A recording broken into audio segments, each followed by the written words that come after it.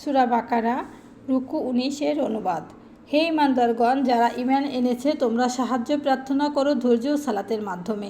নিশ্চয়ই আল্লাহ রয়েছেন ধৈর্যশীলদের সাথে। আর যারা আল্লাহর পথে নিহত হয় তাদের মৃত বলো না, বরং তারা জীবিত, কিন্তু তোমরা তা বুঝতে পারো না। আর আমি অবশ্যই তোমাদের পরীক্ষা করব কিছুটা ভয়, ক্ষুধা এবং ধনসম্পদ, জীবন ও ফল ফসলের ক্ষয়ক্ষতির মাধ্যমে।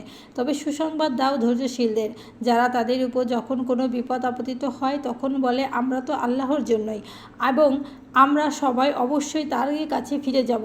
এরাই তারা যাদের প্রতি রয়েছে তাদের পালনকর্তার তরফ থেকে অশেষ অনুগ্রহ ও করুণা, আর এরাই হলো হেদায়েতপ্রাপ্ত। নিশ্চয়ই সাফা ও মারওয়া হলো আল্লাহর নিদর্শন সমূহের মধ্যে অন্তর্ভুক্ত।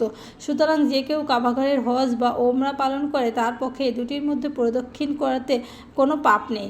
আর কেউ স্বতঃস্ফূর্তভাবে কোনো নেক কাজ করলে আল্লাহ তার পুরস্কার দেবেন, তিনি সর্বজ্ঞ।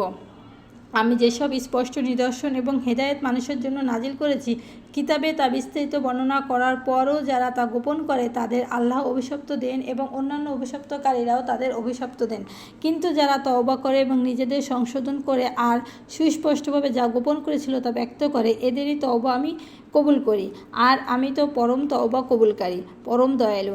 নিশ্চয়ই যারা কুফরি করে এবং কাফের অবস্থায় মৃত্যুবরণ করে তাদের উপর আল্লাহ, ফেরেশতা ও সকল মানুষ অভিশপ্ত।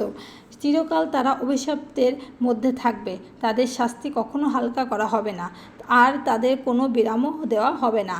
আর তোমাদের ইলাহ এক ইলাহ, তিনি ছাড়া কোনো ইলাহ নেই, তিনি পরম করুণাময়, পরম দয়ালু।